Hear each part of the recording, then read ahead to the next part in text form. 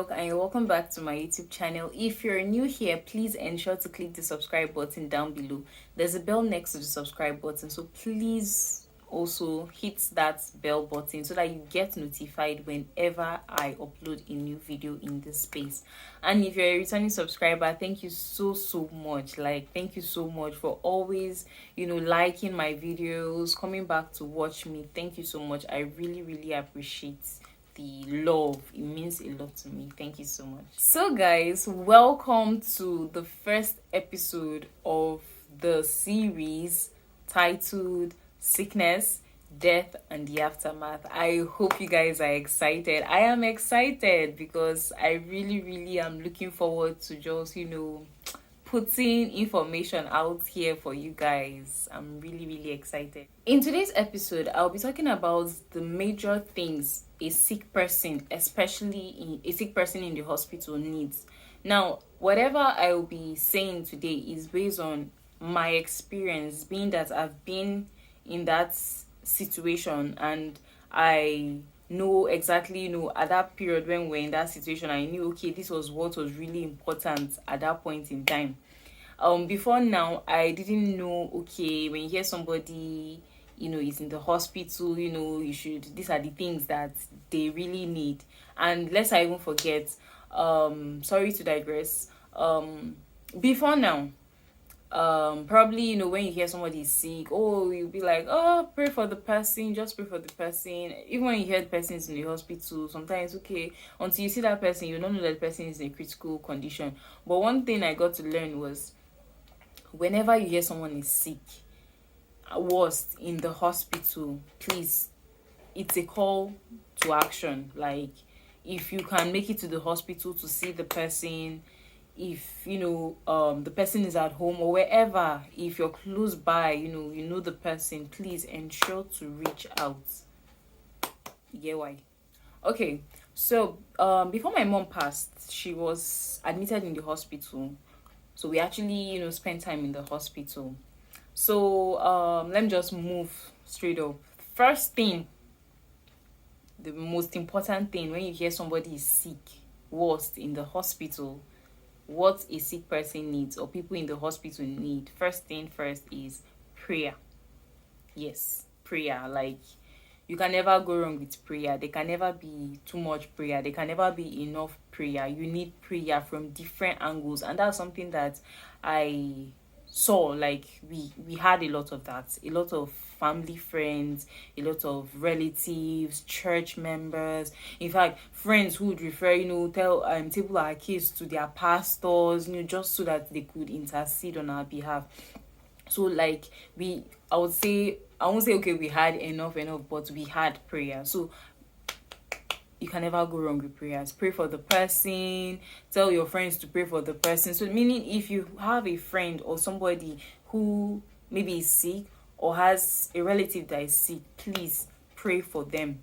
If possible, tell the people around you to pray for them. Like, you can never go wrong. There can never be too much prayers. And sometimes, because of how draining it can be, the hospital runs, catering for the sick person, you also struggling with emotions, seeing the sick person in that situation, sometimes you might get so overwhelmed that you might not even be able to pray. So at that point in time, that's when you need others to stand in the gap for you, to be there for you spiritually. So prayer is number one on the list. Besides even the people taking care of the sick person, his or herself, at that point in time, there are sometimes some sicknesses can just make you unconscious, so you can't even pray for yourself. That's why you need the prayers of others, because at that point you're kind of like helpless, groaning in pain and all of that. So you need people to really intercede on your behalf, like to be there for you. Now, the next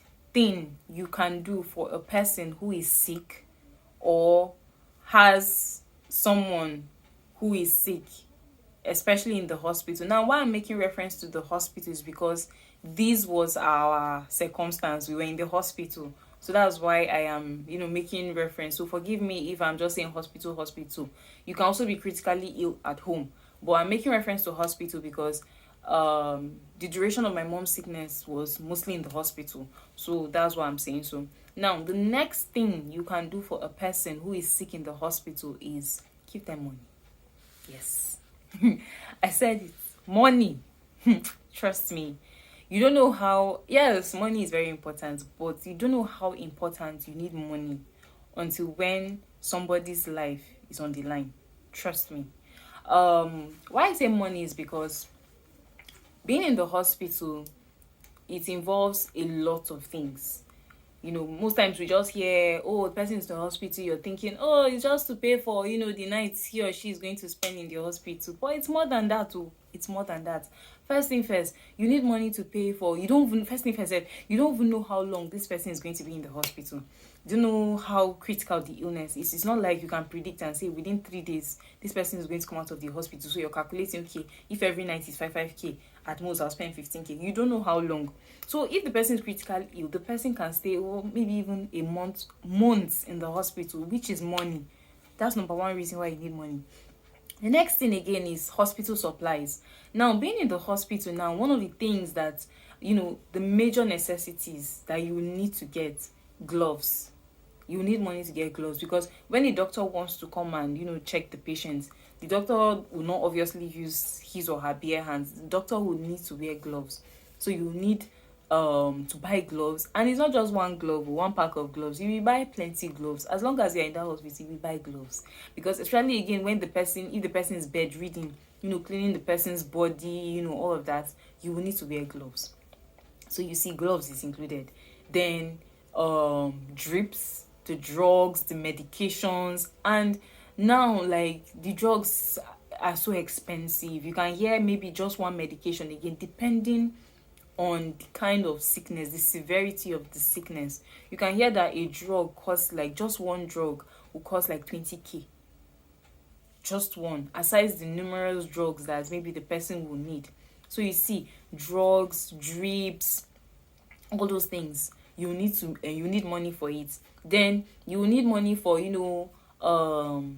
food, to buy food, to buy tea ingredients, just buy things. Probably the person cannot even eat solid food, so maybe you need to get liquid yogurt, all those things. So you need money for that. Still on the subject matter of money, please, I think it's for government workers, if you can get your national health insurance scheme, NHIS, please ensure to do so, because you don't know how important it is until when you're in that situation, being in the hospital and you have a lot of, plenty bills to pay.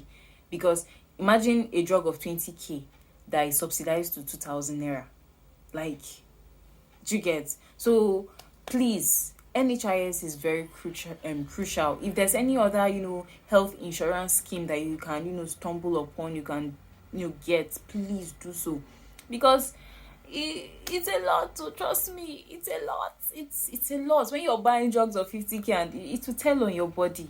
So if there's, a way forward, to make, your spending less by, doing this NHIS and the rest, please do so, because it's very important.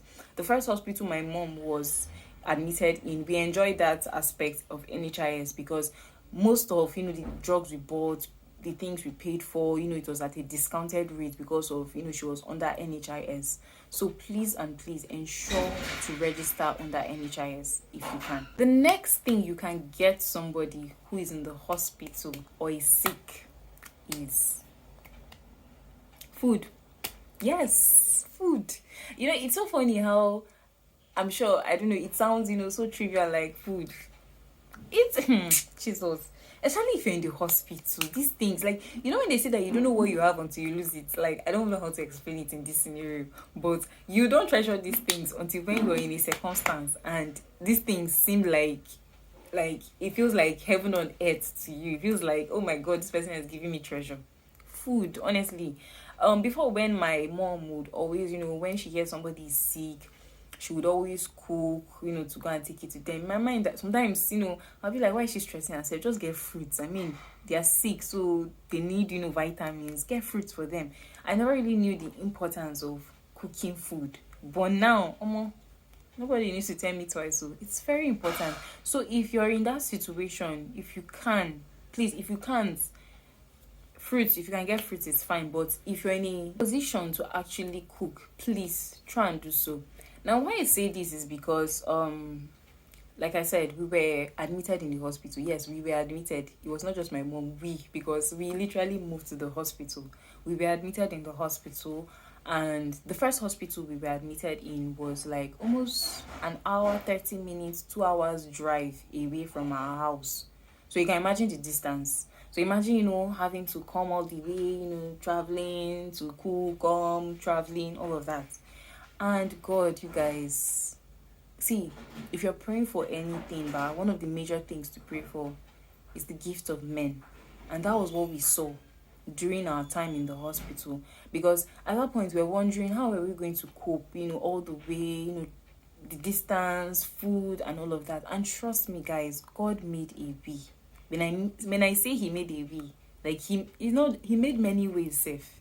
Because we had a lot of friends, relatives, family members bring food for us. Like at a point, we even had to beg them to just, they shouldn't be angry, but they should not bring, because we had so much. We even had to give out. We shared, people in our ward and all of that. So like that act alone, that cooking of food, it meant a lot. Like if we're even thanking God for, when we're thanking God about, the whole experience, one of the major things we always thank God for is that food aspect. Because I don't think we ever spent money to buy food.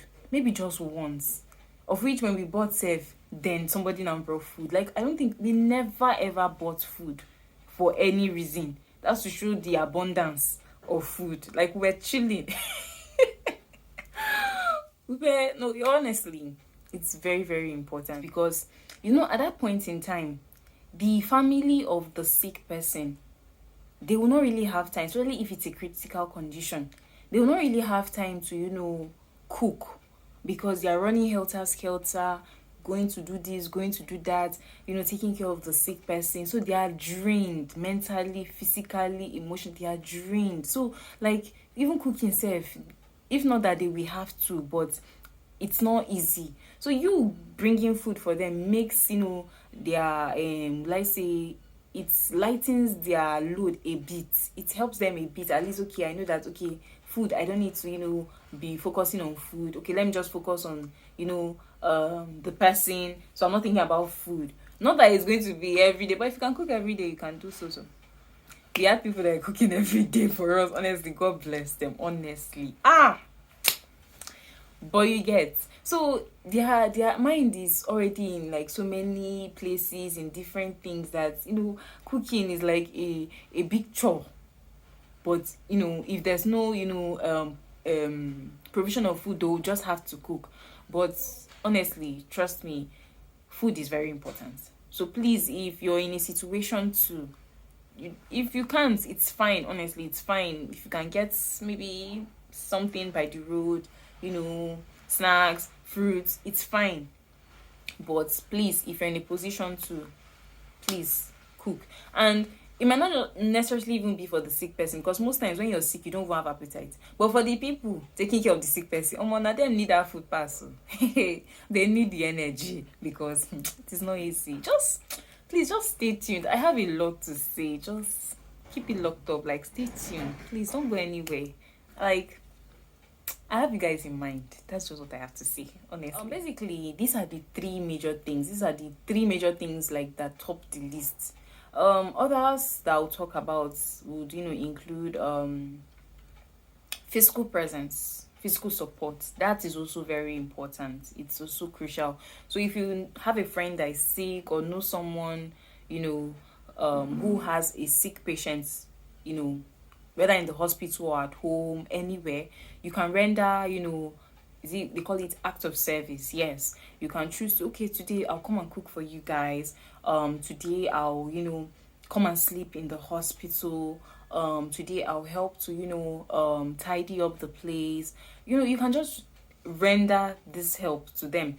I remember when we were in the hospital, and some of my mom's church members, I think two women like that, they were actually, when they came to visit her, they were like, they can actually spend the night to, like, they are ready, to, spend the night to take care of her and all of that. So that is also something you can also do for someone who is in that situation. You can render help to them, maybe run an errand, escort them, even just being there, even if you're not even doing any work, just be there. Presence matters. So if, for instance, you have a friend who's maybe sibling or dad or mother or whoever is in the hospital, you can just choose, okay, today I'm going to spend the whole day with this person. I'm going to keep her, I'm going to keep him company, I'm going to, assist him, in the home errand thing. Like, God bless you, Shuni. Shuni, God bless you for me. I don't want to reach the gratitude part yet. Maybe in the next, but in this, I'm just going to say, God bless you, Shuni. My friend was with me through it all. Like, she would escort me, would, if it means to trek to the place, we would trek together. So that presence a lot I say that presence a lot. That presence alone, it says a lot. So even if you're not doing anything, just being with them, making them laugh, cracking jokes, just so their mind is off reality. Yes, so physical presence, physical support, it's very, very important. And the last thing I have to say is emotional presence. Now, I know that we cannot all be physically present because, we have people in different parts of, the world. But emotional presence, I'm not there physically with you, but, I share your pain, I share your trauma, I share in whatever it is that is going on with you. It's very important. And God bless you, my friends, my muchachos, Aaron James, a lot of people. Thank you so, so much.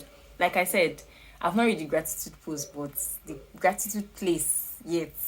So please don't, if I don't mention your name, my twinnie, don't, if I don't mention Gloria, I'm saying, I'm calling my sidey, oh my God. You see why I don't want to call names, because if I don't, oh my God, don't worry, I'm going to make a special video where I'm going to mention names and just, specifically thank them on this space, because, hey! But basically though, like I said, if you're not there physically, you can be there with them. You can be with them emotionally by calling them. You can just, okay. Now, calling either the sick person, that's if the person is not critically ill, maybe the person is down but can, still make calls, or the people taking care of the sick person. Because trust me, when one person is sick and there are others around, they're also sick. Trust me, they share in the pain. So you can, but basically I'm talking from the person that was taking care of a sick person. So you can call the person taking care of a sick person, just call them, just with them, laugh, send them encouraging messages. Oh, don't give up. Send them, if you're a Christian, send them Bible passages just to build their faith and encourage them. So that alone, even if you're not there physically, it just shows that you are actually present, just that we cannot see you, in human form. Yes, but we know that you are there. So call, text, video calls, send funny memes, and oh God, I don't want to be saying some things because I feel like if I start, I'm not start talking about other stories and diversify. I just want to stick because there's a lot of branches to this thing. Send them funny memes, send them funny videos. Before now, I used to be so skeptical about, sending, people in this situation, like, things like this, because I'm like, oh, why would I be, trying to, amuse them? Yeah, they're going through something. But it's very important to send them things to just take their mind off reality, for even if it's for a second. It's very important. It's important to their mental health and all of that. So emotional presence too is very, very, very important. All right, guys, I think I have come to the end of this episode. These are the 5 major things for me. I don't know if you watching out there might have other things. Please, if you have other important things that someone who is sick or people taking care of a sick person needs, please lay down in the comment section. We're all about sharing ideas and getting informed, because these things happen. These things will happen, honestly. You get. So please lay it in the comment section, and over time, if I come across or remember anything again, I will make sure I make a video for that. But for now, these are 5 major things that a sick person needs, or people taking care of a sick person need. Yes, I hope you found this video helpful. I hope and I pray that this video made sense to you. I really hope you learned something, got inspired. At least now you know what to do when you hear that, oh, this person is sick, somebody is sick, and all of that. I'm looking forward to more episodes with you guys. If you loved this video, you found it helpful, please ensure to like, share, comment. Please comment whatever you felt or thought about this video. If it's a contribution, if it's a suggestion, if maybe you need clarity on something, if it's something I didn't say right, if it's something I made a mistake on, please just lay it down in the comment section. I would love to read you guys' comments. And yeah, I think that's all for today. It's a wrap. See you guys in my next video. Bye.